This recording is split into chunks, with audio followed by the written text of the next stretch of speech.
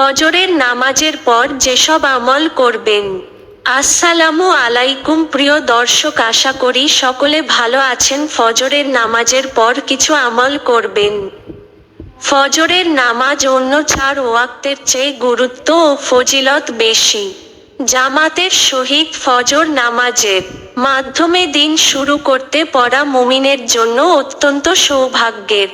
কারণ যারা ফজর নামাজ পড়ে তাদের ব্যাপারে প্রিয় নবী হজরত মুহাম্মদ সাল্লাল্লাহু আলাই সালাম বলেছেন, যে ব্যক্তি ফজরের নামাজ আদায় করল সে আল্লাহর নিরাপত্তা লাভ করল। মুসলিম হাদিস 1380। দিনের শুরুতে যে ব্যক্তিটি আল্লাহর নিরাপত্তা লাভের ঘোষণা পেয়েছে সে কতটা সৌভাগ্যবান। এখানেই শেষ নয়, যারা ফজর নামাজ জামাতে পড়ে তাদের পক্ষে ফেরেশতারা সাক্ষী দেয়। ফজরের নামাজের সওয়াব ও ফজিলত নিয়ে বহু হাদিস বর্ণিত হয়েছে। এছাড়াও ফজরের পর পড়ার মতো ফজিলতপূর্ণ অনেক আমল রয়েছে। পাঠকদের জেনে রাখার সুবিধার্থে এখানে কয়েকটি আমল উল্লেখ করা হলো। আয়াতুল কুরসি পাঠ করা। আল্লাহর রাসূল সাল্লাল্লাহু আলাইহি ওয়াসাল্লাম বলেছেন, যে ব্যক্তি প্রত্যেক ফরজ নামাজের পর আয়াতুল কুরসি পাঠ করবে তার জান্নাতে প্রবেশের পথে মৃত্যু ছাড়া আর কোনো অন্তরায় থাকবে না। শুআবুল ঈমান হাদিস 2395। এই আয়াতটি পড়তে বেশি হলে 1 মিনিট সময় লাগতে পারে। 5 ওয়াক্ত নামাজে 5 মিনিট। দৈনিক 24 ঘন্টা সময় থেকে 5 মিনিট সময় ব্যয় করলে এ মহাপুরস্কার লাভ করা সম্ভব। আল্লাহর সন্তুষ্টি লাভের দোয়া। হাদিসে আল্লাহর রাসূল সাল্লাল্লাহু আলাইহি ওয়াসাল্লাম বলেছেন, যে ব্যক্তি সকাল সন্ধ্যা 3 বার নিম্নের দোয়া পাঠ করবে কিয়ামতের দিন আল্লাহ তাকে সন্তুষ্ট করবেন। তিরমিজি হাদিস 3389।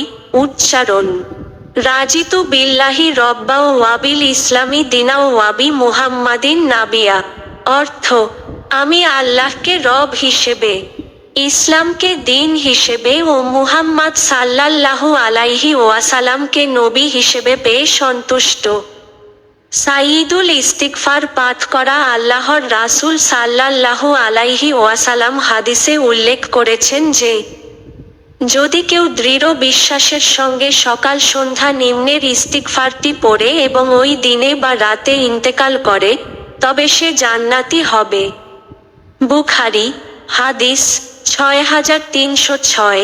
উচ্চারণ: আল্লাহুম্মা আনতা রাব্বি লা ইলাহা ইল্লা আনতা খালাকতানি ওয়া আনা আবদুকা ওয়া আনা আলা আহিদকা ওয়া ওয়াদিকা মাস্তাতা তু আউযু বিকা মিন শাররি মা সানা তু আবু লাকা বিনি মাতিকা আলাইয়া ওয়া আবু বিজাম্বি ফাগফিরলি ফাইন্নাহু লা ইয়াগফিরুজ জুনুবা ইল্লা আনতা। অর্থ: হে আল্লাহ, আপনি আমার প্রতিপালক, আপনি ছাড়া আর কোনো উপাস্য নেই। আপনি আমাকে সৃষ্টি করেছেন আর আমি আপনার গোলাম। আমি আপনার ওয়াদা প্রতিশ্রুতির ওপর যথাসাধ্য আছি। আমি আমার কৃতকর্মের অনিষ্টতা থেকে আশ্রয় চাচ্ছি। আমি আমার ওপর আপনার অনুগ্রহ স্বীকার করছি, আবার আমার গুনাহের কথাও স্বীকার করছি। অতএব আমাকে ক্ষমা করে দিন, কেননা আপনি ছাড়া আর কেউ গুনাহসমূহ ক্ষমা করতে পারবে না।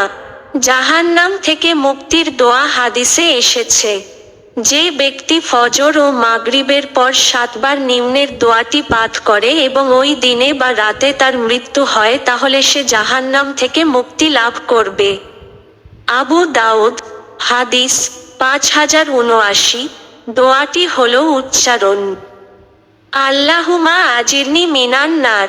অর্থ: হে আল্লাহ, আমাকে জাহান্নাম থেকে মুক্তি দান করুন।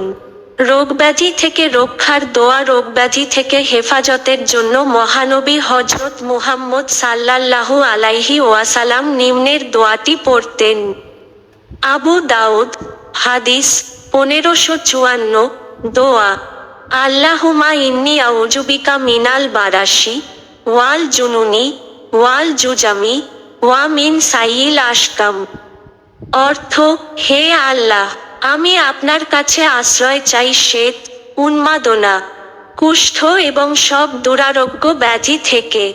সূরা ইয়াসিন পড়া। হাদিসে সূরা ইয়াসিন পড়ার অনেক ফজিলত বর্ণিত আছে। প্রতিদিন সকালে আমরা সূরা ইয়াসিন পড়তে পারি। ভিডিওটি ভালো লাগলে শেয়ার করে দেবেন। আমার চ্যানেলটি সাবস্ক্রাইব করে দিবেন। এরকম ভিডিও পেতে আমার চ্যানেলটি সাবস্ক্রাইব করে রাখবেন। বন্ধুদের এরকম ইসলামিক আমলের ভিডিওগুলো শেয়ার করে দিবেন।